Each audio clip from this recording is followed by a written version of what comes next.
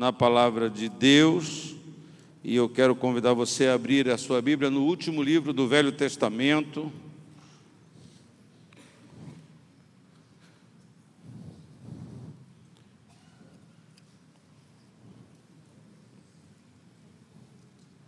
que é o livro do profeta, qual é mesmo? Malaquias. O último é Malaquias? Então é esse mesmo. Malaquias 4. A partir do verso 1, eu vou ler até o verso 4. Malaquias 4, verso 1. Pois certamente vem o dia, ardente como uma fornalha, todos os arrogantes e todos os malfeitores serão como palha, e aquele dia que está chegando ateará fogo neles, diz o Senhor dos Exércitos, nem raiz, nem galho algum sobrará. Mas para vocês que reverenciam o meu nome, quem reverencia o nome do Senhor, diga graças a Deus. Mas para vocês que reverenciam o meu nome, o sol da justiça se levantará, trazendo cura em suas asas, e vocês sairão e saltarão como bezerros soltos do curral. Depois esmagarão os ímpios, que serão como pó sobre as solas dos seus pés no dia em que eu agir, diz o Senhor dos Exércitos. Lembrem-se da lei do meu servo Moisés, dos decretos e das ordenanças que lhe dei em Horebe para todo o povo de Israel. Amém? Deus seja louvado pela sua palavra. Pai querido, nós abrimos o nosso coração, dilatamos ainda mais para o Senhor e para a sua palavra, e pedimos que o Senhor nos alcance, nos toque por esta palavra, pela tua graça, pelo teu Espírito, e que o Senhor faça paz no nosso coração, que o Senhor manifeste o seu poder, que o Senhor venha nos curar, nos libertar, que o Senhor venha corrigir a nossa vida, o nosso andar, que o Senhor venha nos ajudar nas nossas escolhas, ó Pai, para que possamos sempre fazer as melhores escolhas, as escolhas certas, Pai. É o que nós pedimos, é o que nós oramos, já te agradecendo pela resposta, em nome de Jesus, e que todos digam graças a Deus. Amém. Deus é bom. A gente, em razão da coisa mais cara que recebemos, que é uma coisa que tem muita discussão, até de cunho doutrinário, sobre essas duas verdades. Uma é a soberania de Deus, Deus é soberano, e a outra é o nosso livre-arbítrio.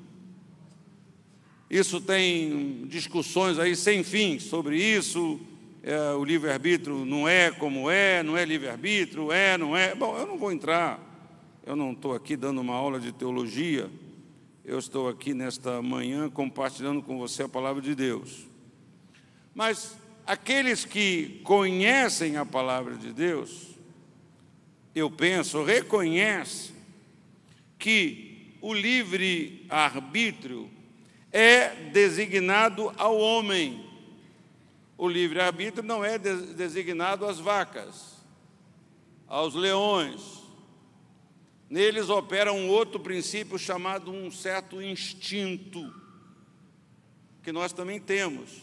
Mas, além disso, nós temos algo mais caro, mais precioso, mais custoso, de maior responsabilidade, que é o livre-arbítrio. Você vê sempre o homem fazendo o que ele quer da vida dele, tomando as decisões que ele quer, desprezando a Bíblia e depois perguntando por que Deus deixou. Os homens se envolvem em guerras, matam, mas depois a gente se pergunta, poxa, por que Deus deixa a fome lá, a fome na África? Pois é, o homem, ele não assume a sua posição, ele não assume a sua malignidade, a sua maldade, a sua queda moral, espiritual, a sua queda interior, que o leva a tomar as decisões que ele quer, usar essa coisa tão forte, tão grande, tão tremenda, e da qual todos nós vamos dar contas a Deus, a maneira que nós lidamos com isso, a maneira que nós usamos essa capacidade. Resumidamente, nas escolhas que a gente fez, não nas nossas discussões teológicas, mas nas coisas que nós fizemos, nas escolhas que nós fizemos. Então, nós reconhecemos, se você ler a Bíblia, você reconhece isso, o direito de escolha, o direito de escolher em toda e qualquer situação.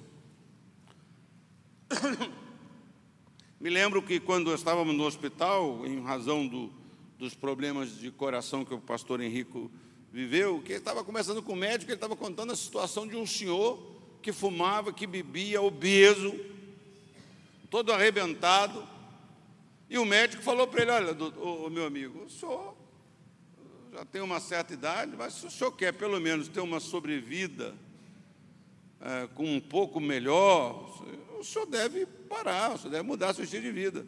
E o senhor falou para ele: mas eu não quero não, eu não quero mudar.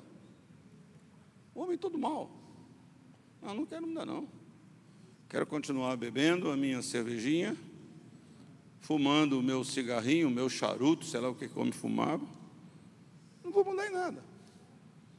E o médico falando dessas escolhas.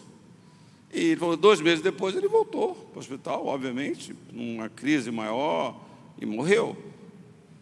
Né? Então, como é que vai dizer, por que Deus deixou o papai morrer? Ele faz escolhas, a gente faz escolhas, a gente usa livre-arbítrio. É claro que você vai ter essas nuances, essas variações. Qual a variação? Do sujeito que teve a pior vida, a vida mais desregrada, e está vivo com 100 anos, com saúde boa. Aí você vai ter o outro que se cuidou, que que morreu jovem. Né? Vai ter o outro que, todo cuidado, toda inteligência, mas pisou lá num forro falso e caiu. E morreu. Né? Morreu. Por que houve um acidente? O acidente sempre nos faz pensar assim, né? E como alguém escreveu sobre a morte do apresentador de televisão, ele estava dizendo: olha, ele morreu por causa de uma questão de imprudência. Né? Agora, parece que a maioria de nós, as pessoas idosas, né? Quem é idoso aqui, diga graças a Deus. Pronto, graças a Deus. Eu já sou idoso. Aliás, tem alguém que hoje entrou nem vou dizer a idade, mas chegou. Então, idoso, tudo bem, a gente não pode ficar velho. Não pode ficar velho, você não pode ser velho, você pode ser idoso. Não é verdade? Então ele estava escrevendo sobre isso, que os idosos, eles têm muito acidente em casa, porque ele não toma cuidado. Ele não foi assim, foi a falta de cuidado. Quantos acidentes acontecem com as pessoas em casa, no banheiro, quantas pessoas de idade, não é verdade? Então a gente tem que ter, se bem que idoso é muito teimoso. Quantos irmãos aqui são teimosos? Levanta a mão, os teimosos, só os teimosos. Você é acusado de ser teimoso? A sua mulher fala para você: você é teimoso. Seu filho fala para você: você é teimoso. Sua filha fala para você: você é teimoso.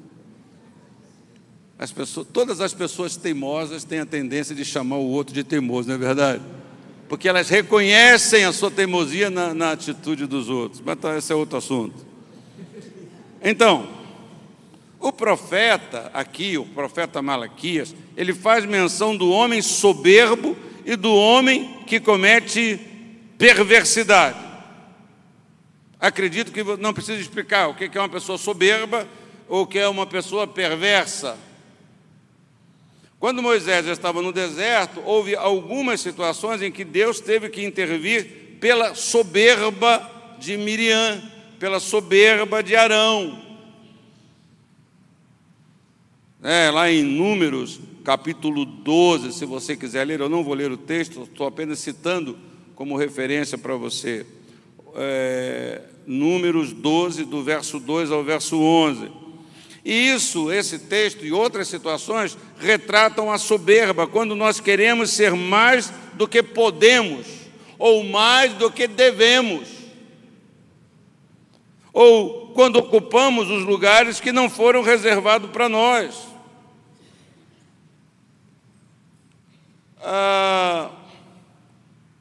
Não, mas eu tenho direito.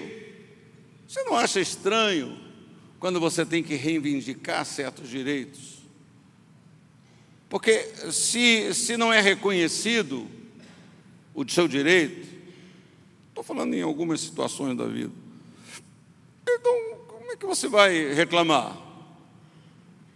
Uma dessas situações que eu estou me referindo são de lugar. Não, porque tal, aqui todo mundo tem direito. Não é verdade? Às vezes as pessoas têm isso, né? Então aqui na igreja tem aqui umas cadeiras de escrito reservado. Não, mas eu vou sentar aqui.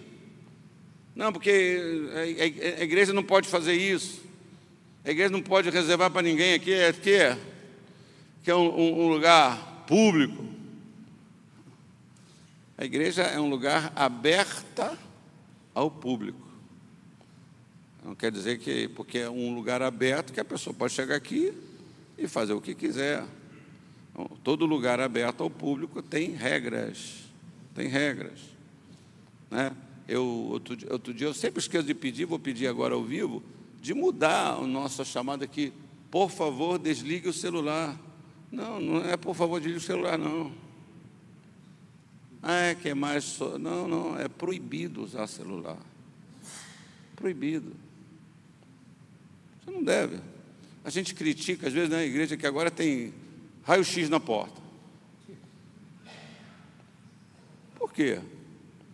Porque nem os membros conseguem obedecer uma regra tão simples. Nem membro, às vezes, consegue, não usa celular. Você não tem como deixar lá fora? Então você desliga, bota no modo avião, bota no modo off, né? Enfim. Mas as pessoas, elas querem não pode. Elas querem chegar em lugar de fazer o que querem, terem direito de se expressar de qualquer maneira. Então, Miriam era irmã de Moisés, mas não foi chamada para fazer o que ela achou que deveria fazer. Temos que ter o discernimento que precisamos para efetuarmos os projetos de Deus, o plano de Deus, o propósito de Deus. Deus tem um plano. Você lembra dessa música? Acho que eu estou ficando velho. Só lembro de hino antigo, rapaz. Você conhece como você diz assim: Deus tem um plano para cada criatura.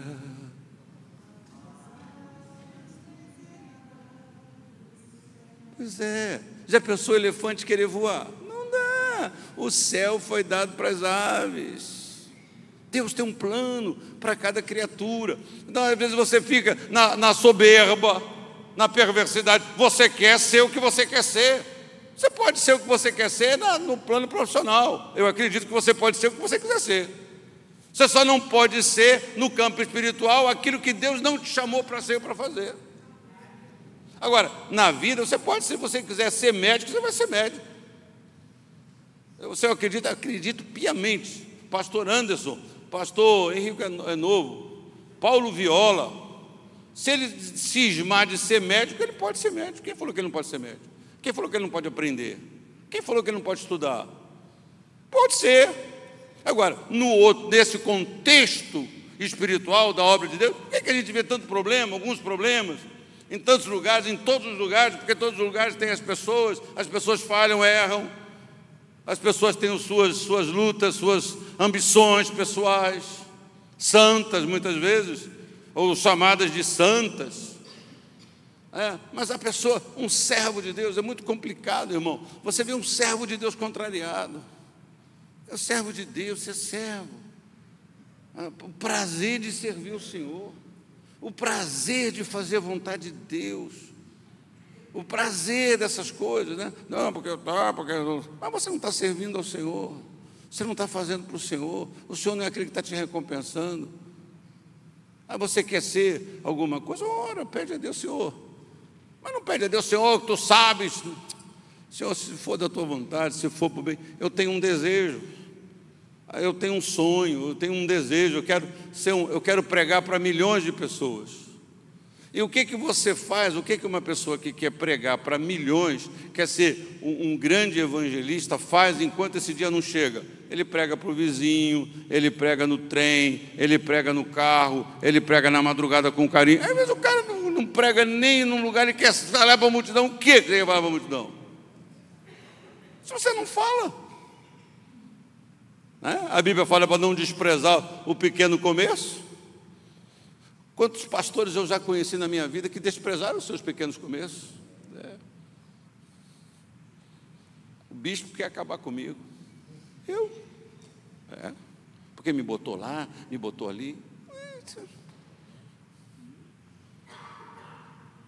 Então, certas coisas, elas já ficam tão claras, tão precisas sobre o coração das pessoas. Então, queridos, a gente tem que ter esse cuidado aqui, né? A NVI usou esse verbo, né, de reverenciar, que é o mesmo verbo que tem o sentido de temer, temor do Senhor. Temor do Senhor não tem a ver com medo, tem a ver com reverência, tem a ver com obediência, tem a ver com consideração. Acho que foi com o pastor Marcos, né? Estávamos outro dia aqui trinchando as contas da igreja, os pagamentos da igreja. Não sei o que a gente terminou de falar. Eu falei para o pastor Marcos, pois é, Deus, está vendo aqui atrás de mim? O Deus poderoso está aqui. O Senhor, o seu Santo Espírito está aqui nos contemplando, né? A presença de Deus. Então, o temor de Deus tem que envolver a nossa vida, tem que envolver os nossos sentimentos, né? Temos que ter discernimento que precisamos para efetuar os projetos de Deus. Quantos de nós estamos ocupados com o projeto de Deus? Às vezes estamos ocupados com os nossos projetos, certo? Então, precisamos, dentro desse assunto de temer ao Senhor, de escolher temer o Senhor, nós precisamos reconhecer e respeitar a nossa liderança. Em Romanos 13, a gente acha essa orientação: todos devem sujeitar-se às autoridades governamentais, pois não há autoridade que não venha de Deus. As autoridades que existem foram por Ele estabelecidas. Portanto, aquele que se rebela contra a autoridade está se colocando contra o que Deus instituiu, e aqueles que assim procedem trazem condenação sobre si mesmos. Então, essa questão de temer a Deus passa por reconhecer e respeitar a nossa liderança, seja ela qual for. Você sabe que seu pai é uma liderança, sua mãe é uma liderança sobre a sua vida, né? Não é só o policial, tá certo? Então, segunda verdade aqui, nós não devemos assumir uma função que não nos foi designada. Não adianta eu ficar ali no que Deus tem. Eu aprendi isso. O que Deus tem para a minha vida, Ele tem para a minha vida. Ninguém vai frustrar isso. Ninguém. A única pessoa que pode frustrar isso sou eu. Se eu deixar de crer, se eu deixar de confiar em Deus. Não é? Há tempos atrás, alguém estava falando sobre, não, porque você não era sobre a nossa igreja. Você era sobre outra igreja de Nova Vida. Você está lá na Nova Vida. Na Nova Vida, lá onde você está, nunca você vai ser reconhecido pastor. Foi falado por alguém de fora para um jovem. E esse jovem hoje é um bispo da igreja. E não sou eu, não, é outro sujeito. Então, às vezes as pessoas falam e a gente fica assim, não, eu tenho que sair daqui. Aí você está dizendo assim que você não teme a Deus, porque você vai ter que ajeitar isso, vai ter que ajudar Deus, vai ter que se expor ali, vai ter que fazer um trabalho, vai ter que passar a imagem daquilo que a pessoa espera para você alcançar um objetivo. Está falando com um pastor, acho que eu já citei isso aqui da Baixada, está falando comigo, pastor, o bispo, sabe o que acontece? Tem muita gente na igreja, muito auxiliar na igreja, muito diácono na igreja, que ele passa para você a imagem daquilo que você quer ser, não é o que ele é. Ele se apresenta, ele tem um discernimento que você gosta disso, o bispo tem um princípio assim, ou eu tenho um princípio assim. Então o cara se apresenta, até que ele alcança o objetivo, aí ele é outro. Ele é outra pessoa. Aí parece que a pessoa não ouve. Esse pastor estava me contando isso, que falou para aquele pastor, olha, vai ser assim, é assim, quando você for ordenado, você vai trabalhar numa igreja, Então esse pastor acabou que se desligou desse pastor, está congregando em outra igreja. Mas o pastor me falou assim, ele chegou bem e falou, não, mas eu quero ser igual ao senhor. Mas como você quer ser que nem eu? Não, eu quero ser quero que o senhor passe tudo para mim. Não, meu filho, mas nunca falei para você que ia ser assim. É claro que, naturalmente, no contexto da nossa igreja, certo momento vai chegar para todo pastor. Uma questão de responsabilidade. Uma questão de responsabilidade. Então, por exemplo, tem muitos que desejam, de repente, a minha função, a minha autoridade. Eu estou querendo passar. A gente, quando alcança certas coisas, você entende o peso, o custo daquilo, você quer. Eu quero me aposentar, não de pregar. Eu quero me aposentar, não de certas coisas, eu quero me aposentar de certas atividades que eu tenho. Por quê? Porque elas são por demais exaustivas, por mais o peso da responsabilidade é muito grande. Enfim, mas aí existe esse problema, que às vezes a pessoa não quer assumir. Essa questão de ouvir a voz de Deus, e eu como bispo, eu sei que é barra pesada. Há várias questões rodeando a minha vida em que eu tenho que tomar certas decisões muito complicadas. Muito complicadas. Então, eu preciso orar muito. Precisa depender muito de Deus para chegar para alguém e falar assim, olha, você vai sair daí da sua vida. A sua vida vai ter uma mudança. Deus está falando. Muito complicado isso, irmão. O sujeito que não teme a Deus, o pastor, o bispo, que governa essas coisas pelos seus caprichos, pelas suas amizades, né? É uma tragédia. E é uma tragédia também quando o pastor quer isso, ou a pessoa quer isso, ou o irmão quer isso. Não, está ali. Não, meu irmão, você... A gente tem que aprender alguma coisa, né, irmão? Dependendo da nossa idade, não ter aprendido nada, poxa, é dureza, tem que aprender alguma coisa. E hoje eu vejo que, se eu tivesse dito não para muita gente, eu tinha feito um bem muito grande para a pessoa. Mas me deixei levar também, né? Não por amizade, mas por um afeto, uma intimidade. Um período da minha vida, as pessoas não entendiam isso, né? Que as pessoas diziam para mim assim, não, pastor, eu quero que o senhor seja meu amigo. Meu irmão, eu nunca vou ser seu amigo. O que a pessoa está falando? Quando alguém chega para mim e diz que quer que eu seja seu amigo, de que aquela pessoa está na cabeça dela? O que ela está falando? Um amigo é assim, um amigo... ela está falando certas coisas. Então eu sempre disse assim, olha, eu nunca vou ser seu amigo que é pastor. Eu sempre vou ser o seu pastor que é seu amigo, é diferente. Uma coisa é você ser pastor da pessoa que é amigo da pessoa, no sentido de querer bem, no sentido de valorizar, respeitar, cuidar, se preocupar, falar a verdade para aquela pessoa, exortar aquela pessoa em amor. Você é um pastor que é amigo. Você é um pastor que não tem interesses, né? Mas, enfim, às vezes as pessoas querem coisas muito complicadas. E tem pastor também que se perde com isso. Ele abre a sua vida, é amigo de todo mundo, dá um problema com ele. Dona Maria sabe, a outra sabe. Eram problemas que você não tem nada a ver, né? Então, essas coisas exigem muita sabedoria, exigem muito cuidado, não é fácil.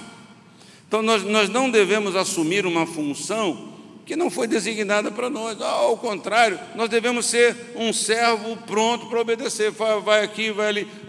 O cara falou assim, eu sou um soldado. Jesus, eu sou um cara sob ordem, eu sei como é que funciona a autoridade. Eu falo para o cabra, vai lá, ele vai. Eu falo para o sujeito, vai ali, pega o carro e vai lá, ele vai. Vai ali, você fica na linha da frente, toma essa espingarda ali, vai lá, começa atirando você, o cara vai. Eu sou um homem debaixo de ordem e eu tenho pessoas debaixo de ordem. Então você é autoridade, você pode dar ordem que vai dar certo. Não precisa ir lá, não precisa me acompanhar. Manda uma palavra que o meu servo vai ser curado, porque eu entendo de autoridade. E Jesus elogiou isso, esse entendimento. Será que nós hoje, será que a igreja hoje, será que não temos tido esse entendimento? Será que nós estamos, como a maioria das pessoas, nem aí para a autoridade, abaixo a autoridade?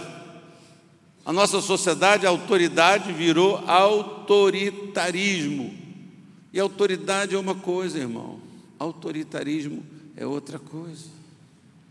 Quando você fala para o seu filho, você não vai fazer isso, ele pode até pensar que você está sendo autoritário ou autoritária, mas você não está.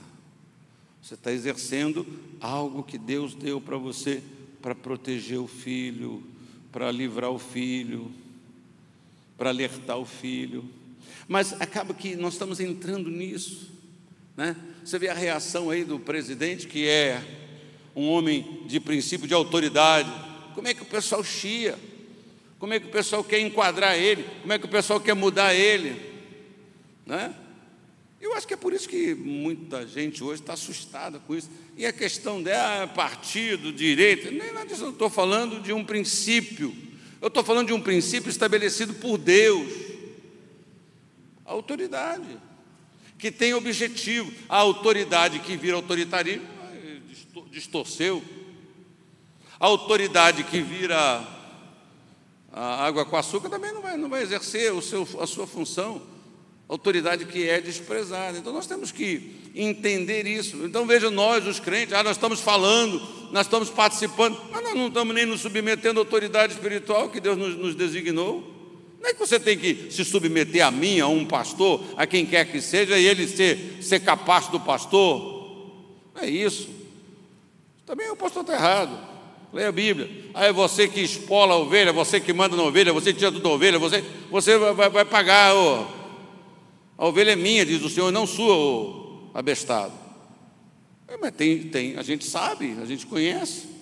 Então o que você faz? Você joga a autoridade fora, então? Ou você fica com a autoridade e saiba, e tenha critério, examine isso. Examine, não, eu concordo, não, o fulano eu tenho autoridade, o fulano fala direito, o outro é um aproveitador. Então, você precisa saber, você precisa ter discernimento. Mas isso tem a ver com o quê? Tem a ver com temer ao Senhor. Se você não temer, ou se você não escolher temer ao Senhor, você vai fazer o que der na sua cabeça com tudo. Você vai fazer as suas escolhas. Então, nós não devemos assumir isso, uma posição, né? O Senhor, muitas vezes, certas vezes demoram, certas coisas esperam um pouquinho, demoram um pouco, seja em que área for, é porque, às vezes, Deus quer nos testar. Não para Deus saber, porque Deus sabe, Deus conhece o seu coração, Deus conhece o meu coração. Deus não precisa me testar para Ele conhecer o meu coração. Deus me testa para que me seja revelado o meu coração enganoso. Deus me testa para poder saber, para desconstruir a minha capa, para desconstruir a minha imagem espiritual. Não é triste o que acontece com o Supremo Tribunal Federal? É triste. É triste. Aqueles homens, donos do saber, vestutos, capa. Como é triste também um pastor, como é triste também um bispo, quem quer que seja, todo paramentado, mas todo leproso por dentro. É triste você ver aqueles homens e não tem o menor respeito hoje das pessoas. A sociedade não respeita, as pessoas não têm aquele respeito que deveriam ter. Mas porque eles não são autoridades, são autoridades. Eles tanto são autoridades que eles estão tomando decisões que afetam a nossa vida.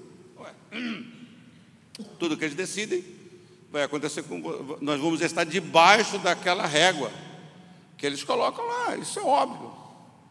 E vai você fazer qualquer coisa, eles até estão ameaçando aí de você não poder falar mal deles. Não sei se eu estou em perigo agora de citar isso, né? Porque até movimentaram para não poderem ficar, não serem criticados. Enfim, irmão, é como um líder espiritual que não aceita crítica, que ameaça. Você faz uma crítica, o pastor te ameaça. Que é isso? Você está falando?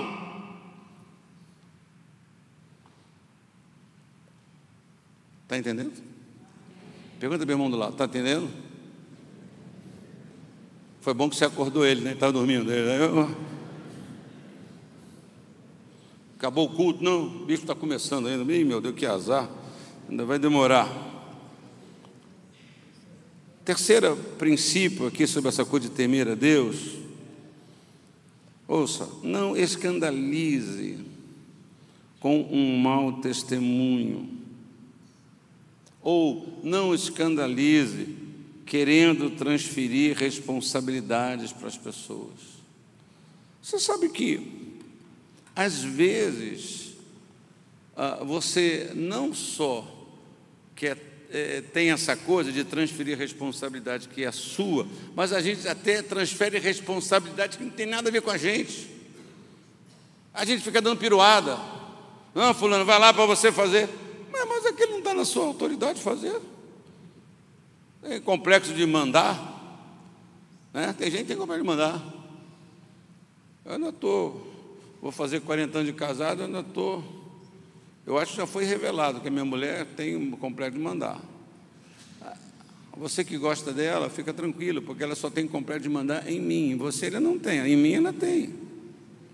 É uma coisa bem focada o complexo dela. Mas tem gente que é assim, né? Faz isso, faz aquilo. Não é nem atribuição dela. E se é sua, muito menos você vai transferir uma atribuição que é sua. É sua. Você pode pedir, você pode dar um beijinho no bonitão e falar, lava a loucinha para mim, mas a atribuição, não, eu não concordo com a atribuição de lavar a louça, não concordo, tá bom. Eu não concordo que deve ter separação, tá bom, hoje tem um movimento aí. Mas veja o que certos princípios adotados transformou a família, transformou os relacionamentos, a falta de responsabilidade definida, a falta de se assumir responsabilidade. Hoje ninguém quer assumir responsabilidade. O menino transa com a namorada, engravida, não quer saber. Não, ela quis, ela não quis, ela quis, ela consentiu, ela que me agarrou. E aí, como é que faz? Não quer ter responsabilidade. Aí você casa, tem filho, não quer ter responsabilidade. Aí a sua mãe fica doente, você vai lá e abandona no hospital. Quanta gente abandona no hospital, por quê? Porque alguém não quer ter essa responsabilidade que é sua. Não, mas o Estado... Está certo, irmão. Como que a gente vai defender o Estado aqui hoje? Está difícil defender o Estado. Segurança, saúde, educação, não tem nada. O negócio está caótico. Está caótico. No culpado. Isso não é identificar o culpado. Tá bom, o culpado é você, o culpado é o Brizola, o culpado é o Pezinho. O Pezinho foi solto, você viu?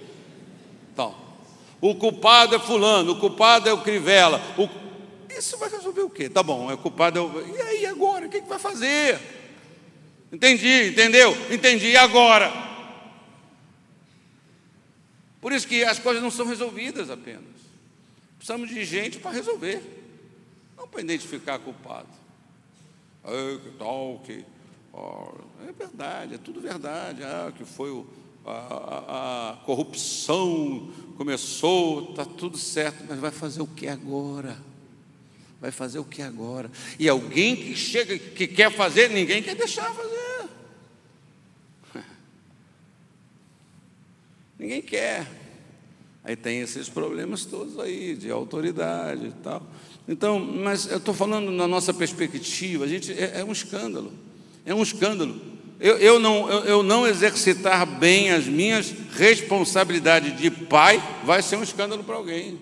De marido vai ser uma responsabilidade. Pô, bispo, sei, meu Deus. Não é? Exercer a sua responsabilidade. Ah, não, todo mundo está justificando. Então, nós temos que usar a nossa liberdade de escolher certas coisas, tomar certas decisões.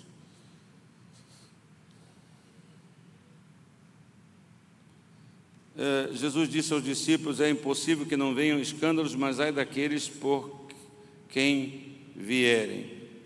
Então, nós temos que buscar no Senhor o nosso lugar dentro do projeto do reino de Deus e fazer parte dele com todo entendimento, dando tudo o que temos. Uns vão produzir a 30, outros vão produzir a 60, glória a Deus. Outros vão produzir a 30, glória a Deus. Outros vão produzir a 100, glória a Deus.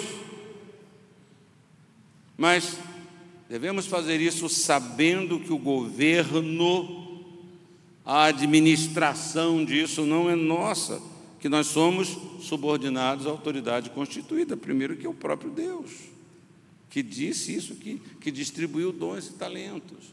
Então, assuma a sua... Tem muita gente assim... por que está assim? Né? Lembra dessa palavra? Por que está assim? Por que está com essa cara? Né? Por que você está chateado? Eu não contratei você para ganhar 1 denário, você vai trabalhar 8, sair 5? Eu estou sendo injusto com você? Com você? Não, comigo não. Você aceitou porque eu te forcei? Não.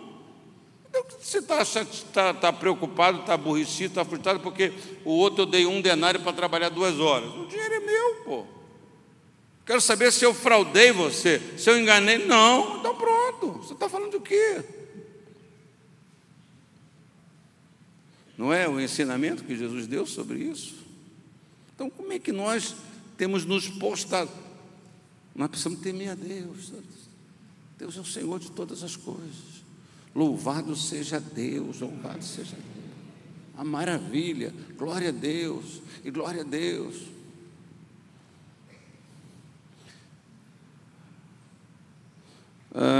Eu vou terminar. O que nos faz pensar e agir bem em todas as áreas da vida é o temor do Senhor. Presta atenção no que eu disse.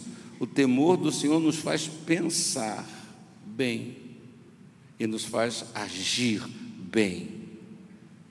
Se você não está pensando bem sobre situações, sobre pessoas, sobre coisas, talvez você esteja partindo não do princípio do temor de Deus, da palavra de Deus. Então é importante eu vou terminar a palavra dizendo que Deus tem grandes promessas para aqueles que o temem. Deus tem grandes promessas para aqueles que o temem.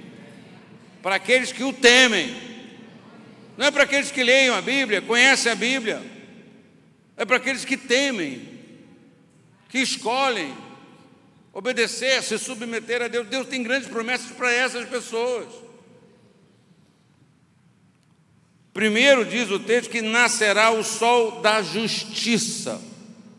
Nascerá o sol da justiça. Você sabe, na minha posição de temer a Deus, eu já afirmei essa verdade para mim N vezes, em todas as minhas dificuldades, em todas as minhas lutas, em todas as coisas que eu vivi, eu sempre disse: em Deus não há injustiça, em Deus não há injustiça, em Deus não há, acabou. Eu posso não entender. Pô, agora eu falei que nem o presidente Bolsonaro, não foi? Acabou. Tá. Então, você está entendendo isso? Não sei porque Deus não sei o quê, porque Deus não fez, Deus não deu, Deus não sei o quê. Essa murmuração, meu irmão, você obedece a Deus, você serve a Deus, e você cada vez mais sabe que em Deus não há injustiça nenhuma. Eu não entendi nada, mas uma coisa eu não abro mão: em Deus não há injustiça. Durante um período eu vivi debaixo de uma palavra da minha mulher. Tem bastante tempo isso. Minha mulher dizia um período assim: Miguel, a gente tem tudo que merece. Meu Deus, é mesmo? Estou ferrado então, estou ruim da vida, né? Pode dar uma coisa errada, a gente tem o que merece, a gente tem o que merece. Graças a Deus eu só rejeitei a filosofia dela, não rejeitei ela. Mas eu prefiro ficar com a verdade, que em Deus não há injustiça. Por que acontece? Não sei a menor ideia. Mas uma coisa eu sei, em Deus não há injustiça nenhuma. Mas só tem essa convicção quem teme a Ele, quem obedece a Ele, quem se preocupa com a vontade dEle, com o plano dEle. Segunda coisa é que haverá cura. Haverá cura. São coisas que nós lutamos, você já percebeu? A gente luta por justiça, a gente tem, né, aqui tem advogados aqui na igreja, alguns, né? Sem advogado não há justiça. São princípios, está certo. Mas são coisas que a gente clama, que a gente busca, que a gente cura. Haverá cura. Teremos uma vida saudável, não só no corpo, mas principalmente na alma. Na alma. A alma, quando enferma, além de nos trazer sequelas irreparáveis, não tem remédio, a não ser Deus, obviamente, a não ser o Senhor. Então, vai dizendo assim: brotará o sol da justiça, haverá cura, haverá alegria, saireis e saltareis como bezerros da estrebaria. Haverá uma vida de alegria. E nós conhecemos, né? Você conhece. O fruto do Espírito é amor, alegria, paz. Eu já falei isso aqui algumas vezes. Uma pessoa cheia do Espírito Santo que não tem alegria é uma coisa estranha. Pessoa cheia do Espírito Santo enfesada. Sabe o que é uma pessoa enfesada? É uma pessoa cheia de fezes. Uma pessoa enfesada é uma pessoa com prisão de ventre. Você já viu a sua cara com prisão de ventre? Ah, não, bispo, eu nunca fui para frente do espelho, ficar me olhando. Uma pessoa cheia do Espírito Santo, azeda. Tudo isso, tudo. Aí, o Espírito fala assim: não é por força, não é por violência. Que isso? Como é que pode? Ah, eu não entendo nada. Então, entenda segundo a palavra de Deus. Fique com o que a Bíblia diz. Fruto do Espírito é amor, alegria, paz, paciência, amabilidade. Você sabia que esses frutos do Espírito aqui, você sabe que às vezes é uma questão de exercício? Você sabia disso? Potencialmente você pode.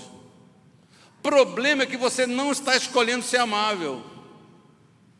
Ou a gente deixa para ser amável só com algumas pessoas. A gente não escolhe a amabilidade para tudo. A gente não escolhe ser amável com todos, mas você pode fazer uma escolha. O título da mensagem é a escolha certa. A escolha certa é temer a Deus. Se você é amável com o seu marido, se você é amável com os seus netos, se você é amável com os seus filhos, como é que você não pode ser amável com outra pessoa? Então, ser amável você sabe. É uma questão de decisão, de escolha, de entender que ser na base do ferro e fogo, Duralex e Edilete, você não anda, você não avança, as coisas empacam. Aí você tem que ficar, melhor você ser amável. Tá na boa, tá tranquilo, né? Tá tranquilo. Depois que você tem, por exemplo, netos, por exemplo, você entende um monte de coisa. Antigamente, essas crianças aí, agora. Você foi ao shopping esses dias? Você tem ido ao shopping? Eu fui ao shopping ontem. Jesus está voltando. Você vai no shopping, Jesus está voltando. O negócio está, correria desesperadora. Eu tomo bicada de criança, carrinho, não sabe? Deixa eu ver criança, porque eu tenho meus netos agora. Eu já não me ofendo com nada. Né? Bonitinho. Mamãe, cuidado aí. Mas você tem outra reação. A gente pode fazer. É uma questão que você não escolhe. Ah, não, que eu não consigo. Consegue, é só você tomar a decisão. É só você fazer a escolha certa. É só você entender que Deus está com você em todos os lugares. Por que a gente se apega só a Deus está com a gente no hospital? Por que a gente só se apega a isso? Deus está com a gente, afófano, mas Deus está com a gente em todo lugar. Não é? Fala nisso, essa semana, sexta-feira eu fui ao hospital pegar o resultado dos meus exames. Eu acho que meus exames estão bons. Eu não sou médico, só os do coração que está meio maluco lá, deu uns negócios lá. Mas eu tô de pé. Mas meu exame de sangue eu estou pensando em vender cópia do meu exame de sangue para você usar no seu nome. Meu exame de sangue é uma lindeza. E eu encontro no hospital uma menina que foi daqui da igreja, depois foi de Lafayette, e ela estava lá muito aflita, me encontrou. Pô, o senhor lembra de mim? Lembro, minha filha, claro. Aí abracei ela e falei, meu marido está aqui. Fui lá pegar um exame, acabei lá no CTI, orando pelo esposo dessa menina, não é? Eu estava lá dizendo, pois é, Deus está aqui com você, fica assim não, anima. Ele fez um procedimento, parece que não deu certo, o procedimento que ele fez, parece que não deu certo, né? Mas nós oramos lá, Senhor, que se lá o médico na hora não deu resultado, que agora o Senhor entre e faça parar, que o resultado vem. Oramos lá, tal. Então, Deus está aqui, Deus está com você, Deus está aqui. Por que você precisa dessa firmeza só? Parece que quando eu estou bem, eu não preciso da certeza que Deus está comigo. E nós precisamos sempre. Porque o segredo de temer a Deus é esse: é saber que Ele está com você. É saber o que diz o salmista: os olhos do Senhor perpassam a terra e não tem como fugir dele. Então, querido, haverá alegria. Onde é que eu estou buscando alegria? Tema a Deus, obedeça o Senhor, sirva o Senhor com alegria. Você vai viver na alegria. Você vai estar corretamente focado, centralizado em cima daquilo que é o plano, a vontade de Deus. A alegria é um fruto do Espírito. Não se pede, não se conquista através de vivência e experiência com Deus, mas o Senhor promete àqueles que o temem. Então você teme a Deus, que você vai ter na sua vida essa manifestação dos frutos. Você entrega a sua vida ao Senhor, confia nele. Imagine o que é viver uma vida com alegria. E a última coisa, eu vou terminar finalmente: os nossos inimigos serão derrotados. A expressão do texto é muito forte: serão pisados, serão esmagados. E pisareis os ímpios, porque se farão cinza debaixo das plantas de vossos pés. E me lembrei, obviamente, do ensino de Jesus, que disse: ei, que vos dou o poder para pisar serpentes e escorpiões e toda a força do inimigo, e nada vos fará dano algum. Eu sei que quando a gente, eu sei não, eu acho, eu suponho, quando a gente fala essas coisas, a gente sempre pensa em pessoas, em inimigos humanos, materiais. Mas a gente nunca deve esquecer que a nossa luta, o nosso maior inimigo é o diabo. Esse poder e autoridade. Então, o que a gente às vezes faz errado? A gente usa para esmagar o outro e a gente fica sem usar autoridade para com aquele que é o nosso adversário espiritual. Tem gente arrogante, talvez, como diz lá o início do texto, que esmaga os outros. Nós sabemos isso. Tem pessoas que não podem ter autoridade. Tem pessoas que não podem ter dinheiro. Por quê? Porque vão usar para oprimir, vão usar para machucar, vão usar para enquadrar, para humilhar, para esmagar. Então essa é sempre uma crise, uma dificuldade, né? Muita gente quer coisas, mas acaba que se perde, né? Ou tem um pensamento equivocado com relação a essas coisas, não é verdade? Aí, aliás, eu estou terminando realmente aqui, tem uma frase, mas deixa eu falar uma coisa para você. Eu vou repetir um conselho que eu já dei aqui para você. Eu não mando em ninguém, você já sabe, eu não mando nem na caixa.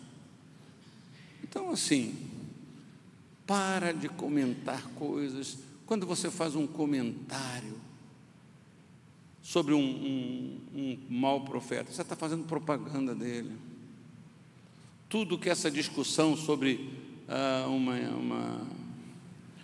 uns artistas aí que estão fazendo com Jesus, e pá. Quanto mais você fala disso, mais o pessoal gosta. Quanto mais você fala disso, mais curtida vai ter o vídeo deles, mais pessoas vão assistir, mais pessoas. Nós temos que aprender a ser mais sagaz, mais prudente do que o mundo. Cada postagem que nós estamos fazendo isso, eles estão adorando. Tu acha que eles estão lá? Tu acha? O que tu acha? Tu fala tudo que você já falou, bota aqui, os caras, o diabo, desrespeito. Você acha que os caras estão fazendo o quê com isso? Eles vão lá olhar o vídeo, ver quanto é que está. 10 milhões. Agora que os crentes estão batendo. 20 milhões. É isso que a gente está fazendo. Bobagem isso. Ignorar é a melhor coisa que a gente pode fazer. Não comentar. Eu já perdi a conta. Está sabendo, bicho? Estou. Aí eu só falo assim, estou. Tá? Estou ficando, tá. Eu vou fazer o quê? O que eu faço o quê? Quer que eu me ocupe com essas coisas? Não para com isso. Tem que se ocupar do seu testemunho, viu, irmão? É mais importante. Como é que você está tratando seus familiares incrédulos? Se você está amando essas pessoas, não é?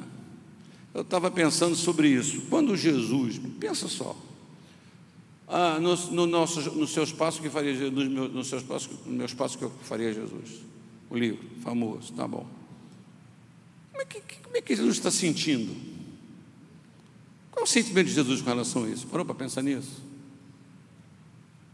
Jesus está lá em cima, no céu como? Hein?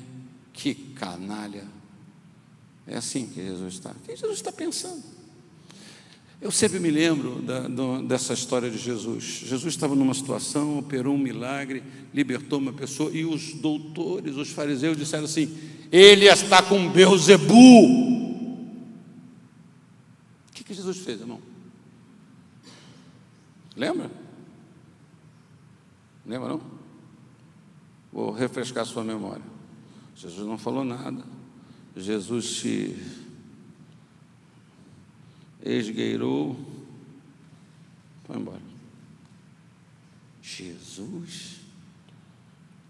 Aí você fala assim, mas Jesus era muito manso. Se eu sou Jesus. Quando os discípulos cobraram de Jesus, o que Jesus falou? Meu filho, para de boba. Se eu quisesse, eu não pediria uma legião aqui agora. O que tu está pensando? Na minha versão, Zé Mané, Zé Miguel. Miguel fica melhor que o meu nome é Miguel. Zé Miguel. O que você está pensando? Mas o que Jesus faz? Jesus não fez nada. Ele não se defendeu. Ele não levantou a voz e falou assim: aí, vocês querem ver quem eu sou mesmo? Pau em vocês! E por que eu tenho que fazer? Por que eu tenho que tomar partido? Por que eu tenho que... nós vamos defender. Você quer defender a sua fé? Seja reto, seja honesto, cumpra os seus deveres, respeite as pessoas, respeite a autoridade. Você quer fazer diferença? É isso, querido. É isso. É isso. Mas a gente está distraído, preocupado, está preocupado. Eu estava orando, Jesus estava chorando, tão chateado. Pelo amor de Deus, pelo amor de Deus. Amém? Você não tem nada para fazer, não, do que ficar lidando com isso. A minha ovelha lá, que eu já contei várias vezes a historinha dela, a minha ovelhinha lá, né? O pastor me ligou 10 horas da noite, encheu minha cabeça, lá de Juiz de Fora, falou. Eu falei: minha filha, você não tem uma louça para lavar, você não tem nada para fazer aí, arruma uma coisa para fazer na sua casa. Tu está com problema agora de me ouvir? Vai fazer o bem, vai visitar uma pessoa com câncer no hospital. Obrigado, tá. 2 meses depois, bispo, que palavra, aquela palavra. Fui lá em Juiz de Fora. Muito obrigado, minha filha. Eu estou aqui para servir você, Senhor. Você está entendendo o que eu estou falando? Eu fico surpreso que você tem tempo para isso, que as pessoas têm tempo para isso, que pastores têm tempo para isso. Fico surpreso. Ah, mas a gente tem que falar, não pode se omitir. Tá bom, tá bom. Não, faça a sua escolha. Faça as escolhas da sua vida. Amém? Vamos orar? Curve a sua cabeça, feche os seus olhos.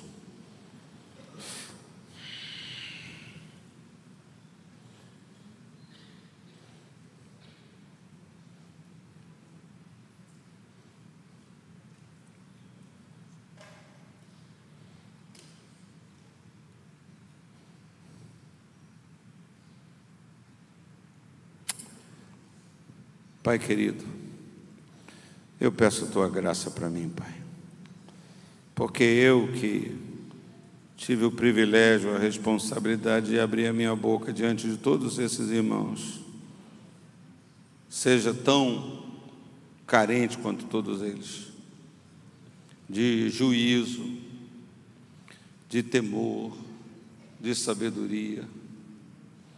Quantas vezes o meu coração me leva, quantas vezes eu permito que o meu coração, o meu sentimento, a minha emoção me envolva, me carregue. Quantas vezes eu perco essa sanidade, esse equilíbrio. Ajuda-me, Pai, ajuda cada um de nós, Pai. Ajuda-nos no nosso dia a dia, cada dia da nossa vida, a tomar essa decisão certa de escolher temer a Deus, de escolher obedecer a palavra de Deus. Ah, mas eu vou obedecer o Senhor. Se o Senhor quiser que eu morra, morrerei. Se Ele quiser me livrar, Ele me livrará. Se Ele quiser me deixar no canto, esquecido, no ostracismo, a presença dEle não vai me faltar. Então, Pai, ajuda meu irmão e minha irmã. O mundo já lança tanta carga sobre nós, já somos tão pressionados pelo sistema, pelas coisas, a gente tem que falar, a gente tem que dar opinião, a gente... Meu Deus do céu, meu Deus do céu, ajuda-me, ajuda-me, porque repito, Pai, eu não sou melhor, não sou feito de um material diferente que o meu irmão. Os meus sentimentos são os mesmos: indignação, raiva, ira. As obras da carne, elas são iguais, assim como os frutos do Espírito também. Então, guarda-nos, ajuda-nos, que a gente se disponha, decida que nós vamos temer cada vez mais o Senhor, que vamos praticar para com Ele sempre uma reverência, seja no templo, seja em casa, seja onde a gente estiver. Estou diante do meu Senhor e Salvador, aleluia. Então ajuda-nos, ó Pai, ajuda-nos, capacita-nos a ser influência no mundo, sal e luz. O Senhor não quer que eu seja outra coisa. O Senhor não quer usar a igreja de uma maneira diferente. É sal e luz, é sal e luz. Ajuda-nos, ajuda-nos, ajuda a tua igreja, ajuda-nos a temer o Senhor de todo o coração, que nós possamos usar esse domínio próprio, que nós possamos usar essa liberdade, que nós possamos usar esse livre arbítrio, essa capacidade de arbitrar, de decidir, de escolher. Ajuda-nos, para que nós possamos direcionar tudo isso para a Tua vontade, para o Teu querer, para o Teu Espírito. Em nome de Jesus, e que todos digam: